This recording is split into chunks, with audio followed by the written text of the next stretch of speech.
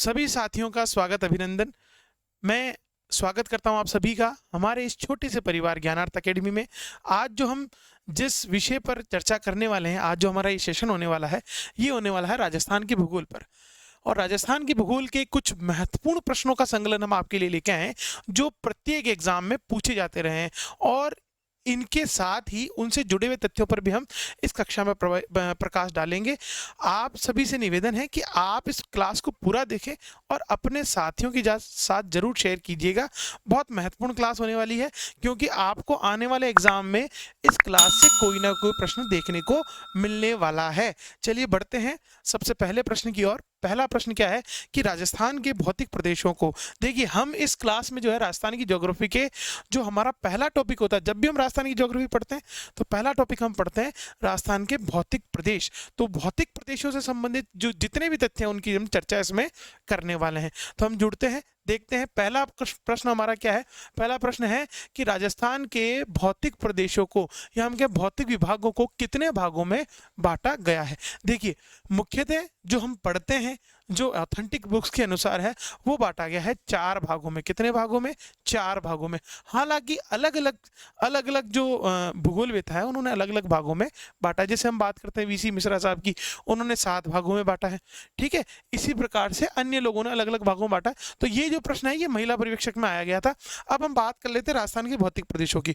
सबसे पहले हम देखिए, अगर हम भौतिक प्रदेशों की बात करें तो भौतिक प्रदेशों को हम 4 भागों में बांटेंगे। कौन कौन से भाग? सबसे पहला जो भाग आता है हमारा, वो आता है हमारा पश्चिमी रेगिस्तानी भाग, या हम कहें पश्चिमी रेतीला मरुस्थल वाला जो भाग है वो। अब इसको अगर अपन लें तो देखिए ये जो पूरा क्षेत्र है जो मैं आपको आउटलाइन करके बता रहा हूं,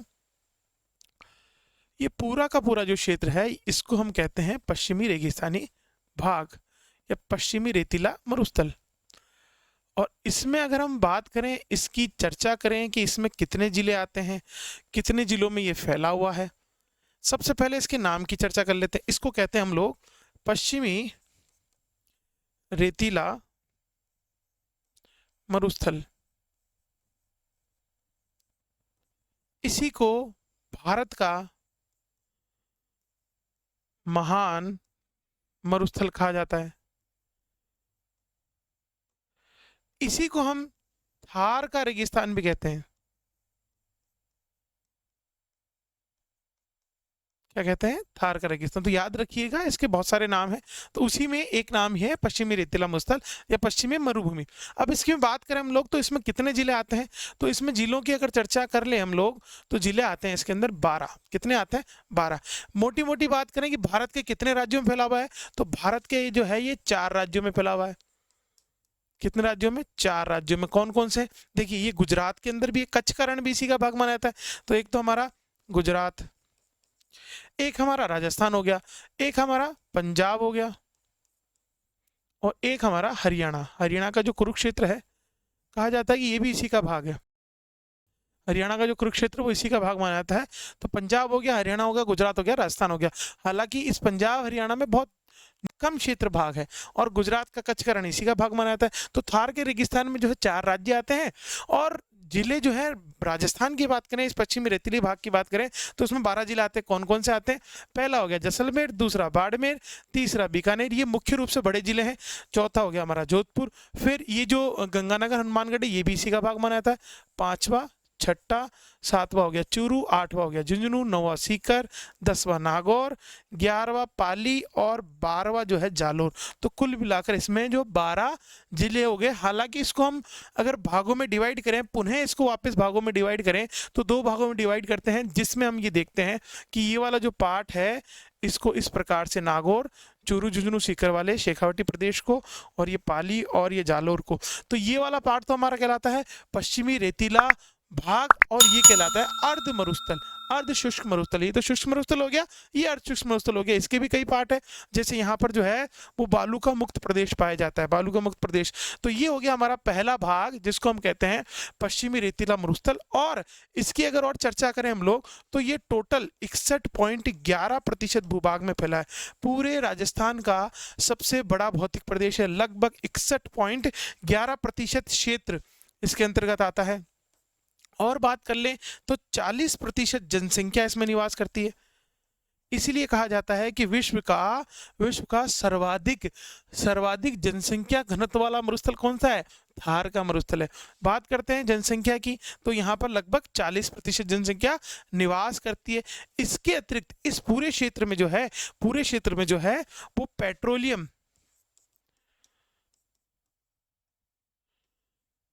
खनिज के रूप में बहुतायत मात्रा में इस पूरे क्षेत्र में मिलता है। अब हम बात करते हैं दूसरे भौतिक प्रदेश की। अगर चर्चा कर लें कि दूसरा भौतिक प्रदेश हमारा कौन सा है, तो देखिए दूसरे भौतिक प्रदेश की बात करें तो दूसरा भौतिक प्रदेश है हमारा कौन सा? हमारा अरावली। कौन सा प्रदेश? अरावली। अरावली की अगर चर्चा करें तो देखिए उदयपुर, सिरोही,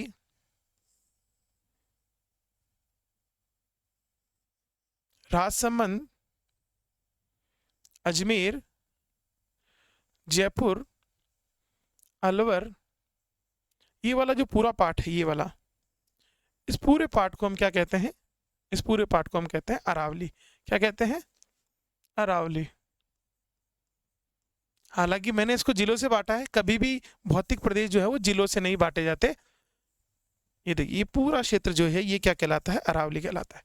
और इसी अरावली की अगर हम चर्चा करें तो देखिए जब हम इसके दक्षिण में जाते हैं इस अरावली के, अगर इसकी बात करें कि इसमें क्षेत्र कितना आ रहा है, तो अरावली जो है वो कुल हमारे राजस्थान के भौतिक प्रदेशों का, कुल जो भौतिक प्रदेशों का है उसका जो है 9.1% जो भूभाग है वो इसके अंतर्गत आता है। बात कर लें जनसंख्या की बात कर लें तो कुल जनसंख्या का 10% जो जनसंख्या है वो इसी में निवास करती है। और ये जो भाग है इसमें जो है राजस्थान के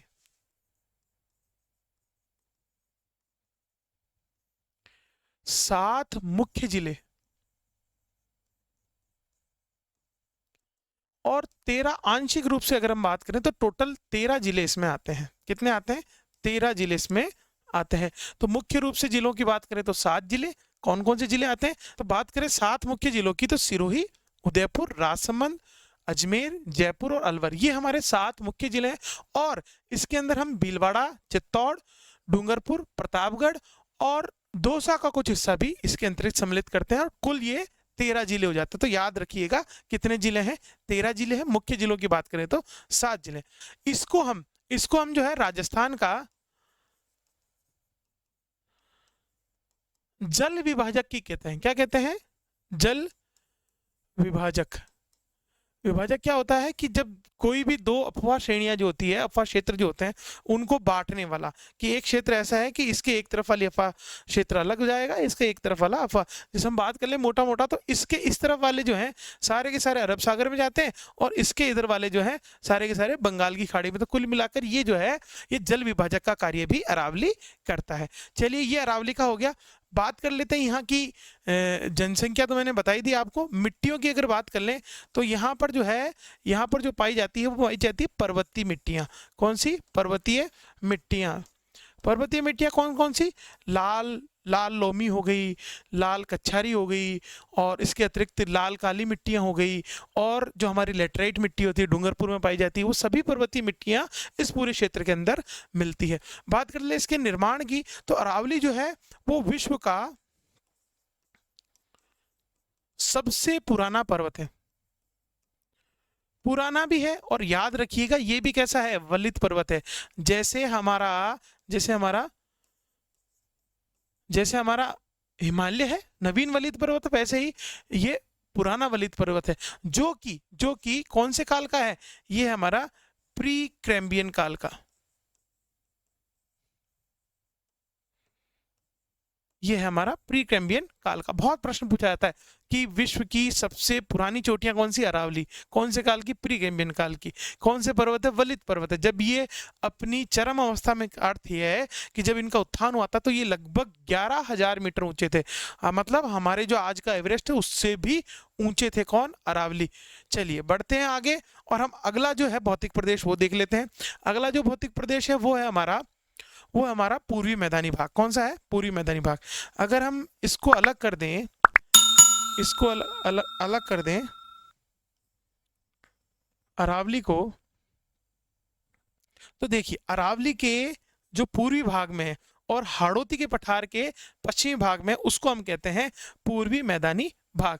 अगर इसको हम देखें तो देखिए, ये भरतपुर धौलपुर वाला जो भाग है, करौली सवाईमाधोपुर, और ये टोंक मालपुरा वाला जो क्षेत्र है, करौली वाला जो क्षेत्र है, फिर उसके बाद थोड़ा बहुत भीलवाड़ा का क्षेत्र भी आता है, चित्तौड़गढ़ वाला जो क्षेत्र है, और इसके साथ ही प्रतापगढ़ बांसवाड़ा वाला जो क्षेत्र है, डूंगरपुर प्रतापगढ़ बांसवाड़ा वाला क्षेत्र जो है, ये पूरा क्षेत्र जो है किसके अंतर्गत आता है? पूर्वी मैदानी भाग के। किसके अंतर्गत आता है? पूर्वी मैदानी भाग के अंतर्गत आता है। और पूर्वी मैदानी भाग की बात करें तो इसका कुल क्षेत्र जो है वो है 23.30% क्षेत्र जो है वो आता है, हमारा क्षेत्र जो है वो इसके अंतर्गत आता है। जनसंख्या की बात कर ले तो 39% जनसंख्या इस पूरे क्षेत्र में निवास करती है, इस पूरे क्षेत्र में निवास करती है 39% क्षेत्र। और इसको अगर हम मोटा मोटा बांटें तो 3 भागों में बांटते हैं। सबसे पहले हम इसको कहते हैं चंबल का बेसिन, चंबल बेसिन के नाम से जानते हैं इसको। मतलब ये जो ऊपरी भाग दिख रहा है आपको, धौलपुर करौली भरतपुर वाला सवाईमाधोपुर वाला, ये चंबल बेसिन हो गया। दूसरा भाग जो है वो है बनास बेसिन। फिर तीसरा जो भाग है, क्योंकि नदियां हैं और नदियों के आधार पर इनको वितरित करते हैं, तो तीसरा जो है वो है माही बेसिन, जो हमारा बांसवाड़ा वाला क्षेत्र है वो इसके अंतर्गत आता है। 3 भागों में इसको वितरित करते हैं। महत्वपूर्ण विशेषता क्या है कि ये उपजाऊ जो हमारी मिट्टी है, जिसको हम कच्छारी जलोढ़ मिट्टी कहते हैं, उससे निर्मित है। क्योंकि मैदानी भाग है, तो मैदानी भाग है तो हर वर्ष जो है नदियों द्वारा लाई गई मिट्टी से निर्मित होता है। इसके अतिरिक्त इस पूरे क्षेत्र में आप देखेंगे कि तो इसमें 10 जिले आते हैं। कितने आते हैं? 10 जिले। कौन कौन से आते हैं देख लेते हैं। भरतपुर हो गया, धौलपुर हो गया, करौली हो गया, दौसा हो गया, सवाईमाधोपुर हो गया, टोंक हो गया, भीलवाड़ा हो गया, चित्तौड़गढ़ हो गया, प्रतापगढ़, बांसवाड़ा, डूंगरपुर, और थोड़ा सा हिस्सा इसमें उदयपुर का भी आता है। तो कुल मिलाकर इसमें 10 जिले आते हैं। कितने आते हैं? 10 जिले। पूर्वी मैदानी भाग में कितने जिले? 10 जिले। अब हम चलते हैं हमारे हाड़ौती के पठार की ओर। अगर हाड़ौती के पठार की हम चर्चा करें कि हाड़ौती का पठार जो है वो कहाँ स्थित है और इस क्षेत्र की क्या विशेषताएं हैं, तो हम देखें तो ये हमारा हाड़ौती का पठार है, ये आपको दिखा रहे हैं। बूंदी, कोटा, झालावाड़ और उसके साथ 12 वाला जो भाग है इसको मुख्य हाड़ौती का पठार कहते हैं, और कुछ हिस्सा इसमें सवाईमाधोपुर करौली को भी सम्मिलित किया जाता है। तो ये जो हाड़ौती का पठार है, इस पठारी भाग की हम विशेषताएं देख लें तो ये जो है हाड़ौती का जो पठार है, ये हमारे कुल भूभाग के 6.49% भूभाग पर फैला हुआ है। मतलब इसका जो क्षेत्रफल है वो 4.9। जनसंख्या की बात कर लें तो इसमें करीब 11% जनसंख्या निवास करती है। कितनी? 11% जनसंख्या निवास करती है। बात करें इसकी विशेषताओं की तो इसको हम दक्षिण के पठार, भारत के दक्षिण के पठार का हिस्सा मानते हैं, दक्षिण के पठार का हिस्सा मानते हैं, जिसको हम मालवा का पठार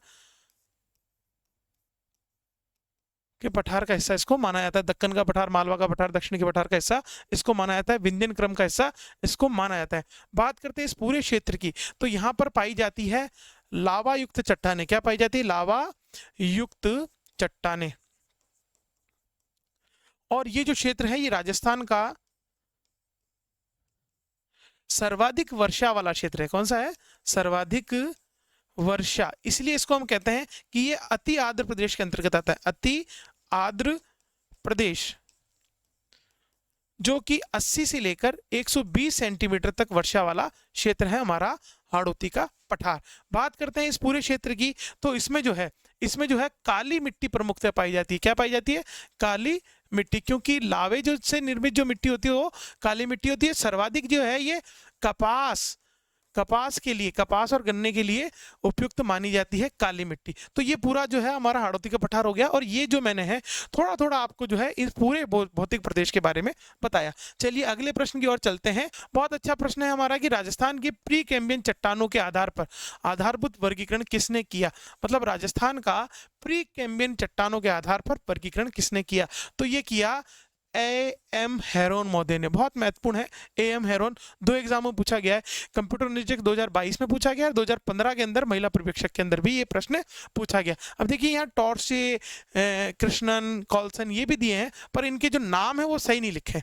इसमें बहुत सारे लोग और भी हैं तो उनका नाम भी है, पर इसके मुख्य जो प्रणेता थे वो A.M. हेरोन थे और इन्होंने 1936 और 1953 में अपना वर्गीकरण प्रस्तुत किया। अपना जो वर्गीकरण है प्री कैम्ब्रियन चट्टानों के आधार पर वो प्रस्तुत किया किसने?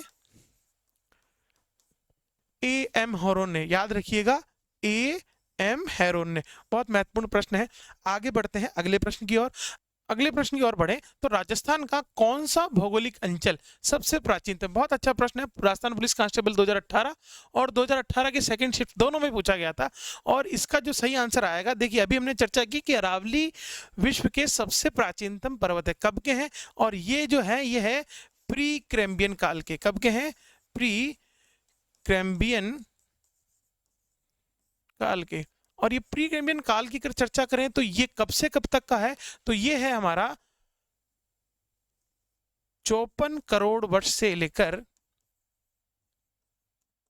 480 करोड़ वर्ष के बीच का हिस्सा।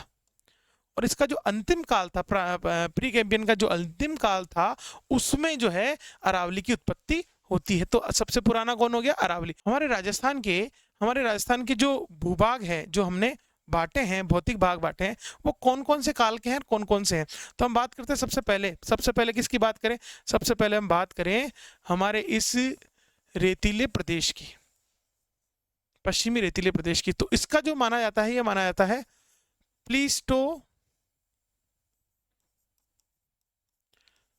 प्लीस्टोसीन काल की। प्लीस्टोसीन काल जो है ये सबसे नवीन युग है। क्या है? नवीन युग है। क्योंकि इसको जो हम तैतीस सागर का अवशेष मानते हैं, और तैतीस सागर का अंत जो है वो प्लीस्टोसीन युग में माना जाता है। तो माना जाता है कि जैसे ही तैतीस सागर समाप्त हुआ और उस सागर की जो रेतीली जो लवणीय मिट्टी थी, उसी का भाग जो है रेगिस्तान के रूप में हमें दिखाई देता है। तो पूरा जो रेगिस्तानी भाग है, चाहे आप गग्गर की भूमि ले लें, चाहे उत्तरी पूर्वी मैदानी भाग ले लें, चाहे आप रेतीला मरुस्थल ले लें, चाहे अर्ध रेतीला मरुस्थल ले लें, ये सारा का सारा किसका भाग माना जाता है? प्लीस्टोसीन युग में माना जाता है। बात करते हैं हम लोग फिर अरावली की। किसकी बात करते हैं? अरावली, जो ये हमारे बीच वाला पार्ट है जिसको हम अरावली कहते हैं, और इसको हम मानते हैं प्री कैम्ब्रियन का। अभी मैंने बताया आपको कब का? प्री कैम्ब्रियन युग का। अच्छा, इसकी अगर हम बात करें प्लीस्टोसीन, तो ये लगभग 10,000 साल से लेकर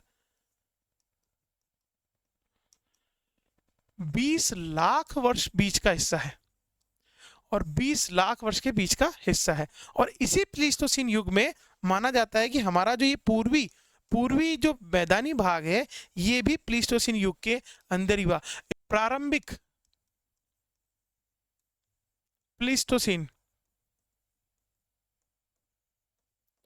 ये हमारा हुआ था प्रारंभिक प्लीस्टोसीन युग में। और ये जो था, ये था उत्तर का मतलब हो गया जो लास्ट में खत्म होता है उस वाले पार्ट में। तो प्रारंभिक में तो था हमारा पूर्वी मैदानी भाग, और जो रेतीला मरुस्थल है वो उत्तर प्लीस्टोसीन युग में निर्माण हुआ। अब हम बात कर लेते हैं हमारे कौन से भाग की? ये हमारा जो हाड़ौती का पठार है, और ये माना जाता है क्रिटेशियस युग का। किसका? याद रखिएगा, आपको 3 युग याद रखने: क्रिटेशियस युग, प्लीस्टोसीन युग। प्लीस्टोसीन के प्रारंभ में तो हमारा मैदानी भाग, प्लीस्टोसीन के उत्तर काल के अंदर हमारा रेतीला भाग, और सबसे पहले प्री कैम्ब्रियन युग में हमारा अरावली। तो कुल मिलाकर 3 ही आपको याद रखने। चलिए बढ़ते हैं अगले प्रश्न की ओर। अगला प्रश्न हमारे सामने क्या है? तो ये है हमारा बहुत अच्छा प्रश्न है कि राजस्थान को वीसी मिश्रा साहब ने कितने भौगोलिक प्रदेशों में बांटा है? और महिला पर्यवेक्षक 2015 में ये पूछा गया था, और लगातार बहुत सारे एग्जामों में ये पूछा जाता है कि वीसी सर मिश्रा साहब ने जो है इन्होंने कितने भागों में बांटा है। तो इसका जो सही आंसर है वो है 7 भागों में। कितने भागों में? 7। सातों भागों की अगर बात कर लें तो पहले मैं आपको लिख के बताता हूँ कौन कौन से भाग है। सबसे पहला जो भाग इन्होंने बताया वो बताया शुष्क मरुस्थलीय भाग।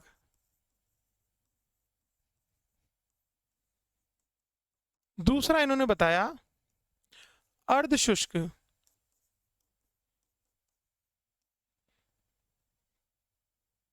मरुस्थल। फिर तीसरा जो इन्होंने बताया वो बताया नहरी क्षेत्र। तो हमारा जो उत्तरी पूर्वी भाग है, जो हनुमानगढ़ गंगानगर वाला भाग है, इसको इन्होंने नहरी क्षेत्र के अंतर्गत रखा।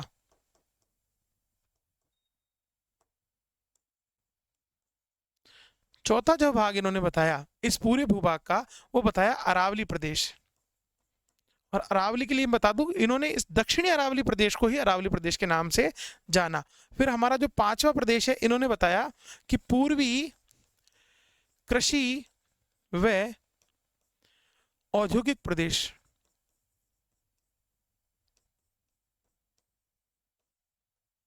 पूर्वी कृषि व औद्योगिक प्रदेश। छठे प्रदेश की अगर हम बात कर लें तो छठा प्रदेश इन्होंने जो बताया वो बताया दक्षिणी कृषि प्रदेश। और जो सातवां प्रदेश इन्होंने बताया वो बताया बीहड़ भूमि। तो कुल मिलाकर अगर हम बात करें तो 7 प्रदेश इन्होंने बताए। कब बताए? 1967 में इन्होंने वर्गीकरण किया और 1968 में इनकी जो पुस्तक आती है राजस्थान का भूगोल, उसमें इन्होंने 1968 में इसका वर्गीकरण जो उस पुस्तक में छापा। तो आपसे प्रकाशन पूछे तो 1968, वर्गीकरण किया 1967 में। याद रखिएगा किन्होंने? वीसी मिश्रा साहब ने इसका वर्गीकरण किया। अगर हम इसको मानचित्र पर देख लें तो मैं आपको बता दूं, मानचित्र में देखें तो देखिए ये हमने बना के रखे। सबसे पहला इन्होंने पश्चिमी रेगिस्तानी भाग इन्होंने ये माना, जिसमें बाड़मेर, जोधपुर, बीकानेर और जैसलमेर 4 जिलों को सम्मिलित किया। फिर उसके बाद इन्होंने जो अर्धशुष्क मैदानी भाग माना, अर्धशुष्क रेतीला मरुस्थल जो माना, या हमके मरुस्थलीय भाग जो माना, जालोर, पाली, नागौर, सीकर, झुंझुनू, चूरू, इसको इसमें सम्मिलित किया। ये दूसरा भाग है। फिर उसके बाद तीसरा भाग जो हमने कहा कि नहरी सिंचित क्षेत्र जो इन्होंने माना, वो माना गंगानगर, हनुमानगढ़ को। फिर उसके बाद अरावली को केवल इन्होंने सिरोही, उदयपुर और डूंगरपुर वाले क्षेत्र को ही केवल अरावली लिया। इन्होंने राजसमंद को भी अरावली के अंदर सम्मिलित नहीं किया है। फिर उसके बाद जो इसका पांचवा प्रदेश है, जिसको हम बोलते हैं पूर्वी जो कृषि और औद्योगिक प्रदेश है, जिसमें इन्होंने राजसमंद, भीलवाड़ा, अजमेर, टोंक, जयपुर, दौसा, भरतपुर और अलवर को लिया है। क्योंकि इसमें जो है ये टोंक, भीलवाड़ा वाला जो क्षेत्र है, चित्तौड़वाला वाला क्षेत्र है, जो अजमेर वाला क्षेत्र है, इसको इन्होंने क्या मान लिया है? कृषि क्षेत्र मान लिया पूर्वी। और बाकी जो बच गए, अलवर हो गया, जयपुर हो गया, दौसा हो गया, राजसमंद हो गया, भीलवाड़ा, इसको औद्योगिक प्रदेश के रूप में इन्होंने माना है। इसलिए इस भाग को उन्होंने अलग से माना है। फिर उन्होंने जो छठा भाग माना है, जिसको हम हाड़ौती के पठार के नाम से जानते हैं, इसको इन्होंने क्या कहा है? इसको इन्होंने दक्षिणी पूर्वी या दक्षिणी कृषि प्रदेश के नाम से इसको दे दिया है, जिसमें प्रतापगढ़, बांसवाड़ा, चित्तौड़गढ़ और कोटा, बूंदी, बारा और झालावाड़ इसके अंदर सम्मिलित माना है। फिर उसके बाद इन्होंने सातवां प्रदेश माना है चंबल का बेड़ क्षेत्र, जिसमें इन्होंने सवाईमाधोपुर, करौली और धौलपुर को सम्मिलित किया है। तो ऐसे इन्होंने 7 प्रदेशों में बांटा है। मैंने आपको इसको मानचित्र के माध्यम से बता दिया। चलिए बढ़ते हैं अगले प्रश्न की ओर। अगला प्रश्न क्या आ रहा है? अगला प्रश्न है कि राजस्थान के कितने जिलों में थार के रेगिस्तान का फैलाव है? मैंने आपको अभी बताया था कितने जिलों में है? 12 जिलों में। कितने जिलों में? 12 जिलों में। अगर मानचित्र के माध्यम से आपको दिखाएं कि कितने जिले कौन कौन से हैं जिसमें थार का रेगिस्तान आता है, तो कौन कौन से देखते हैं। सबसे पहले हम बात करें, देखिए सीमावर्ती क्षेत्रों की बात करें तो नीचे से स्टार्ट करते हैं। सबसे पहले आता है जालोर। कौन सा आता है? जालोर। एक पहले नंबर पे जालोर, फिर दूसरे नंबर पे बाड़मेर, फिर तीसरे पे जैसलमेर, फिर चौथे पे बीकानेर, फिर पांचवें में गंगानगर को भी इसी का पार्ट माना जाता है, छठे में हनुमानगढ़, फिर उसके बाद सातवें में चूरू, फिर आठवें में झुंझुनू, फिर 9वें में सीकर, फिर 10वें में नागौर और 11वें में जोधपुर और 12वें में पाली। तो ये कुल 12 जो जिले हैं ये सम्मिलित किए जाते हैं थार के रेगिस्तान में। चलिए बढ़ते हैं अगले प्रश्न की ओर। और अगला प्रश्न आ रहा है कि बाब बोल्डर्स किस युग से संबंधित है? बहुत महत्वपूर्ण प्रश्न है। बाब बोल्डर जो, देखिए जब हम पश्चिमी रेगिस्तानी प्रदेश पढ़ते हैं तो उसमें कुछ ऐसे प्रमाण मिलते हैं जो ये बताते हैं कि ये जो क्षेत्र है पूर्व में, वर्तमान जो हमें रेगिस्तानी भाग दिखाई दे रहा है उससे कुछ अलग या भिन्न था। तो इसका जो सबसे अच्छा उदाहरण मिलता है वो मिलता है बाब बोल्डर। और एक क्षेत्र और है, बाब बोल्डर जो है ये पढ़ते हैं जोधपुर में। कहाँ पढ़ता है? जोधपुर में। और जोधपुर में भी ये, और इसके अलावा एक और है जिसको हम बोलते हैं भादुरा।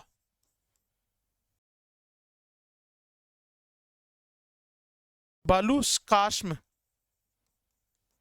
भादुरा बालूकाश्म के नाम से जाना जाता है। ये 2 ऐसे क्षेत्र हैं जो ये हमें बताते हैं कि इस क्षेत्र में पूर्व में जो इसकी भौतिक स्थिति थी वो इस प्रकार की नहीं थी।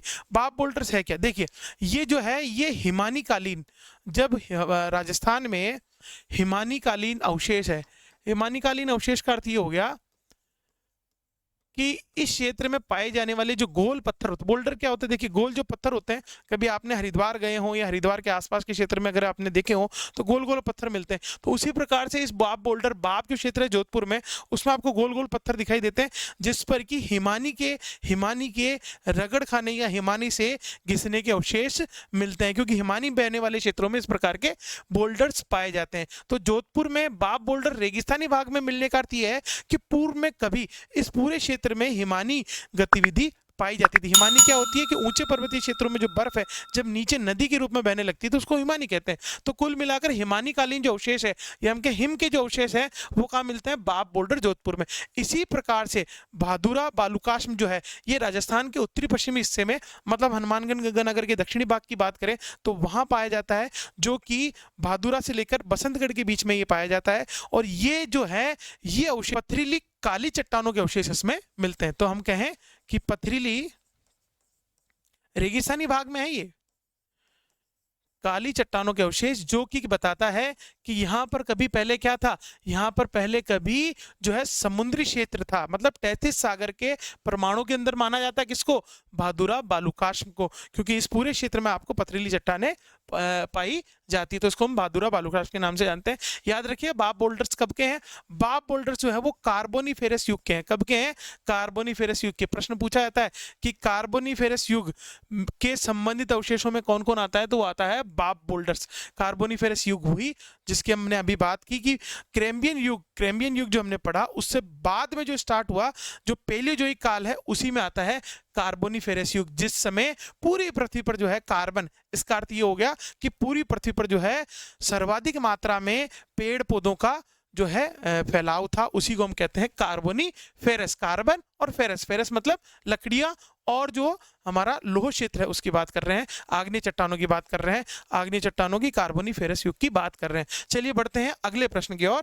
अगला प्रश्न हमारा क्या है, गोडवाड़ प्रदेश, कौन सा प्रदेश, गोडवाड़ प्रदेश राजस्थान के किस वृहत भू आकृतिक भाग का हिस्सा है या भाग है।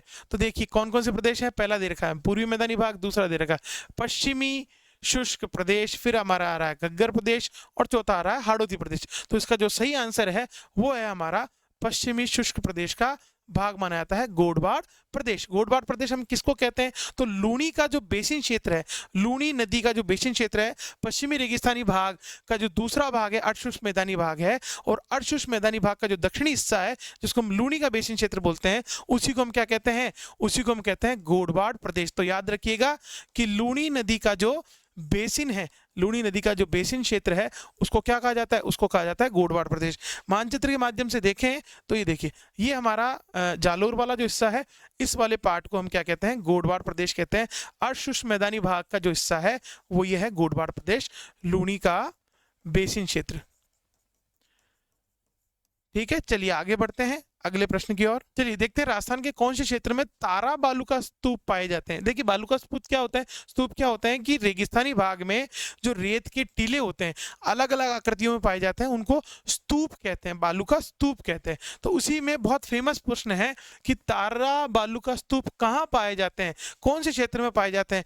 ये फर्स्ट ग्रेड 2015 के 22 के अंदर जो एग्जाम हुआ था उसके अतिरिक्त फर्स्ट ग्रेड 2015 वाले एग्जाम में भी ये प्रश्न पूछा गया था। लाइब्रेरियन सेकंड ग्रेड के अंदर 2022 के अंदर ये प्रश्न पूछा गया था। प्रश्न क्या है कि तारा बालुका स्तूप कहाँ पाए जाते हैं, तो इसका जो सही आंसर है वो आ रहा है मोहनगढ़ क्षेत्र जैसलमेर एवं सूरतगढ़ क्षेत्र गंगानगर। स्पष्ट रूप से जो हरिवंश सक्सेना पुस्तक आती है उसमें इसके बारे में चर्चा की गई है। चलिए बढ़ते हैं आगे। लाठी सीरीज क्या, बहुत महत्वपूर्ण प्रश्न है, बहुत फेमस प्रश्न भी है कि लाठी सीरीज क्या है। देखिए हमारे पश्चिमी रेगिस्तानी भाग में एक मीठे पानी की पूरी भूमिगत भूगर्भिक पेटी पाई जाती है, पट्टी पाई जाती है, उसी को हम लाठी सीरीज का नाम देते हैं। क्या देते हैं, लाठी सीरीज का। हालांकि इसका जो सही आंसर है वो यही है कि भूमिगत जल की पट्टी को हम क्या कहते हैं, लाठी सीरीज के बारे में कहते हैं। अब बात करते हैं इस पूरी लाठी सीरीज की। तो देखिए ये जो है ये मोहनगढ़ जैसलमेर से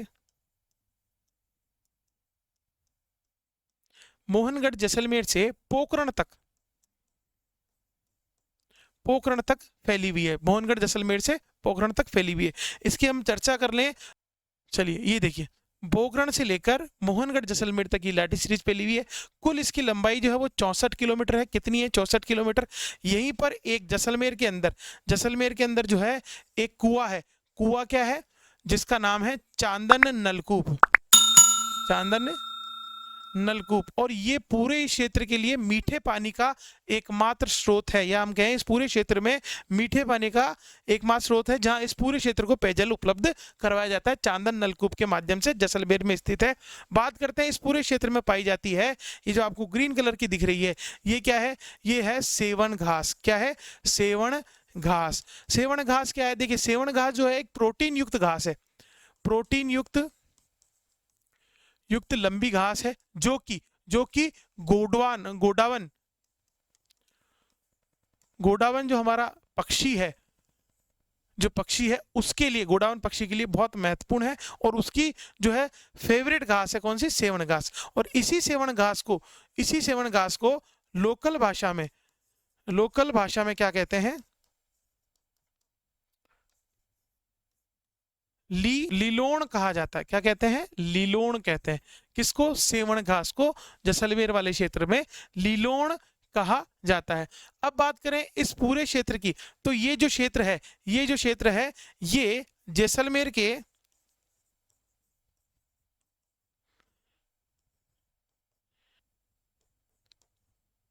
बिरमानिया में रॉक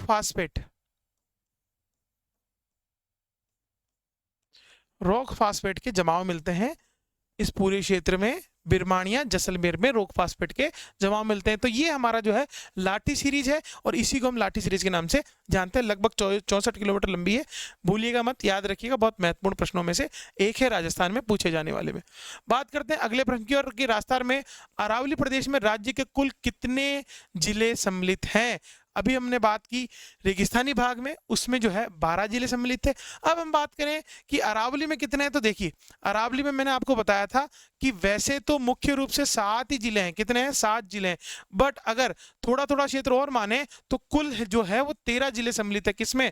अरावली में। याद रखिएगा कितने जिले हैं? 13 जिले। हालांकि एक महोदय और है, उन्होंने उन्होंने 14 जिले बता दिए। उन्होंने कितने बता दिए? 14। उन्होंने नागौर के परबत्सर इलाके को भी इसके अंतर्गत जोड़कर 14 जिले बता दिए। हालांकि इसमें जो सही आंसर है वो क्या है? 13 जिले। चलिए बात करते हैं आगे। 56 की पहाड़ियां अवस्थित है। बहुत महत्वपूर्ण प्रश्न है। पहले तो मैं आपसे पूछूंगा कि 56 की जो पहाड़ियां हैं वो किस क्षेत्र के अंतर्गत आती है, या हम कहें किस भौतिक भूभाग के अंतर्गत आती है। तो अगर बात करें 56 की पहाड़ियों की, तो ये है हमारे बाड़मेर में। कहां पर है? बाड़मेर में, सिवाना के पास। कहां पर है? सिवाना के पास। अब इसको हम सिवाना के पास तो है, और यहाँ पर एक धार्मिक स्थल है जिसको हम कहते हैं नाकोड़ा पर्वत भी कहा जाता है। नाकोड़ा पर्वत के आसपास की जो एक गोलाकार छोटी छोटी पहाड़ियां हैं, 56 पहाड़ियां, उसी को हम क्या कहते हैं? 56 की पहाड़ियां कहते हैं। कौन से जिले में है? बाड़मेर में। अब बताइए कहाँ है? तो ये हमारे रेगिस्तानी भाग के अंतर्गत आती है। और बात करें इस 56 की पहाड़ियों की, तो ये जो क्षेत्र है, तो ये जो है ये जसवंतपुरा की जो पहाड़ियां हैं, जो सिरोही जालोर वाली जो पहाड़ियां हैं, जसवंतपुरा की पहाड़ियां हैं, उसके दक्षिणी पश्चिमी भाग में, दक्षिणी पश्चिमी भाग में ये पहाड़ियां पाई जाती है बाड़मेर की। बात करते हैं हम लोग इसकी, इस जसवंतपुरा की पहाड़ियों की बात कर लें, जो जालोर में है, और इसमें जो इसकी महत्वपूर्ण पहाड़ियां जो है, महत्वपूर्ण पहाड़ियां कौन कौन सी है उसको मैं आपको बता दूं। तो सबसे पहली जो पहाड़ी इसमें आती है वो आती है डोरा पर्वत। उसके पश्चात जो दूसरी आती है वो आती है रोजा भाकर। फिर आती है इसराना भाकर।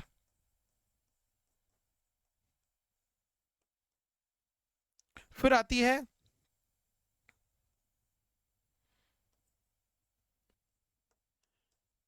झारोला। और पांचवी जो लास्ट है हमारी वो है सुंडा माता। ये इनका क्रम भी है, ये ऊंचाई के अनुसार क्रम भी है। तो याद रखिएगा जसवंतपुरा की पहाड़ियां जो जालोर में है, उसका जो 5 प्रमुख पहाड़ियां वो ये है। और 56 की पहाड़ी कहाँ पर है? बाड़मेर सिवाना क्षेत्र में। और इसकी एक विशेषता और बता दूं कि यहाँ इस सिवाना नाकोड़ा पर्वत के यहाँ पर जो एक फेमस प्रसिद्ध मंदिर है, जिसको हम कहते हैं नाकोड़ा भैरवनाथ मंदिर।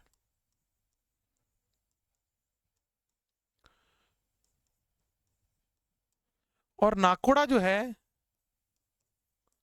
वो मेवानगर के नाम से, प्राचीनतम नाम जो है इसका मेवानगर था। और यहां पर जो है पार्श्वनाथ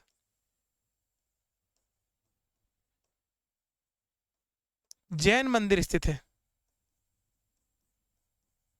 इसको पार्श्वनाथ भैरवनाथ मंदिर के नाम से भी जानते हैं। दोनों जो मूर्तियां वो आमने सामने रखी गई है, जिसमें एक तरफ भैरवनाथ जी की मूर्ति है, एक तरफ पार्श्वनाथ जी की मूर्ति है, जैन मंदिर है। बहुत सुंदर स्थान है। चलिए बढ़ते हैं अगले प्रश्न की ओर। अगला प्रश्न है कि छप्पन का मैदान। देखिए छप्पन की पहाड़ियां भी है राजस्थान में और छप्पन का मैदान भी है। तो छप्पन के मैदान का निम्नांकित किन जिलों में विस्तृत है? तो ये जो आपको ऑप्शन दिए, देखिए कोटा बारा इसमें सही नहीं हो सकता, जालोर पाली भी बिल्कुल नहीं हो सकता, जैसलमेर बाड़मेर तो बिल्कुल ही नहीं हो सकता। मैदानी भाग जो सिंचित मैदानी भाग है वो हो ही नहीं सकता। तो इसका सही आंसर है बाड़मेर, बांसवाड़ा और डूंगरपुर में स्थित है कौन सा? छप्पन का मैदानी भाग। और ये जो माही नदी का जो बेसिन क्षेत्र है उसी को हम छप्पन का मैदानी भाग कहते हैं, क्योंकि इसमें 56 छोटी नदी नाले जो हैं आकर मिलते हैं इस पूरे क्षेत्र में। तो इसी पूरे क्षेत्र वाले भाग को हम क्या कहते हैं? छप्पन का मैदानी भाग। कहाँ है? राजस्थान के दक्षिणी हिस्से में, जहाँ बाड़मेर और जो हमारा बांसवाड़ा और डूंगरपुर स्थित है। चलिए बढ़ते हैं अगले प्रश्न की ओर। अगला प्रश्न क्या है कि कौन सा सुमेलित नहीं है? कौन सा सुमेलित नहीं है? वांगड़ क्षेत्र बिल्कुल, डूंगरपुर बांसवाड़ा वाले क्षेत्र को हम क्या कहते हैं? वांगड़ क्षेत्र। बात करते हैं मेवात, बिल्कुल अलवर और भरतपुर वाले क्षेत्र को क्या कहते हैं? मेवात, ये भी सही है। हड़ौती, कोटा, बूंदी, झालावाड़ को हम क्या कहते हैं? हड़ौती। तो इसमें सम्मिलित नहीं है, कौन सा नहीं है? भूमट नहीं है। देखिए भूमट प्रतापगढ़ चित्तौड़ वाले इलाके को नहीं कहते। भूमट किसे कहते हैं? भूमट हम कहते हैं जो उदयपुर और डूंगरपुर वाला जो इलाका है,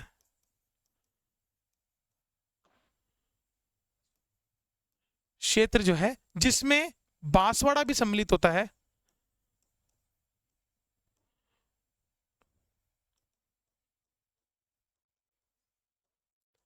इन तीनों क्षेत्र को, उदयपुर, डूंगर और बांसवाड़ा वाले क्षेत्रों को हम भूमट के नाम से जानते हैं। क्यों जानते हैं? क्योंकि यहां पर भूमट जनजाति निवास करती है। भूमट जनजाति निवास करती है, इसीलिए इस क्षेत्र को क्या कहा जाता है? भूमट। कौन से? उदयपुर, डूंगरपुर और बांसवाड़ा वाले क्षेत्र को। चलिए अगले प्रश्न की ओर बढ़ते हैं। अगला प्रश्न है कि जालोर की सिवाना की पहाड़ियां बनी हैं, किस पर बनी है? बहुत महत्वपूर्ण प्रश्न है कि इसने पूछा है कि उसकी भूगर्भिक संरचना किससे बनी है। तो वो बनी है जालोर ग्रेनाइट और रायोलाइट से। किससे बनी है? मालानी क्षेत्र का रायोलाइट और जालोर क्षेत्र का ग्रेनाइट। आप सभी को पता है जालोर ग्रेनाइट के लिए फेमस है, और ये वाला क्षेत्र जो है ये सिवाना, जालोर सिवाना वाला क्षेत्र जो है ग्रेनाइट के लिए जो है बना है। चलिए बढ़ते हैं अगले प्रश्न की ओर। अगला प्रश्न है कि पूर्वी बेसिन मैदान का भाग नहीं है। अभी मैंने आपको कहा कि नहीं है, तो कौन सा नहीं है? देखिए जवाई बेसिन जो है ये लूणी क्षेत्र का भाग है, लूणी बेसिन का है, तो ये इसका आंसर हो गया, ये इसके क्षेत्र का नहीं है। बाकी चंबल बेसिन है, छप्पन का मैदान और बनास का बेसिन जो है, ये तीनों ही क्षेत्र जो है पूर्वी मैदानी के भाग है। तो ये जो कुछ प्रश्न थे, ये कुछ महत्वपूर्ण प्रश्न थे जो आज हम आपके लिए लेके आए। इसी प्रकार से आगामी दिनों में हम जो है लाइव कक्षाएं स्टार्ट करेंगे यूट्यूब के माध्यम से, जिसमें आपको जो है इसी प्रकार के बहुत सारे प्रश्नों की एमसीक्यू सीरीज के माध्यम से अवगत कराया जाएगा। तो अपने साथ अपने साथियों को जरूर जोड़िए। जो हमारा चैनल है, छोटा परिवार है, उसको बड़ा करने की जिम्मेदारी आप पर है। तो आप अगर अभी तक सब्सक्राइब नहीं किया तो तुरंत कीजिए। और अगर कोई भी ऐसा व्यक्ति जो तैयारी कर रहा है कंपटीशन से जुड़ी हुई, तो उसको ये चैनल जरूर रिकमेंडेड कीजिएगा। चलिए आज के लिए इतना ही। जय हिंद साथियों।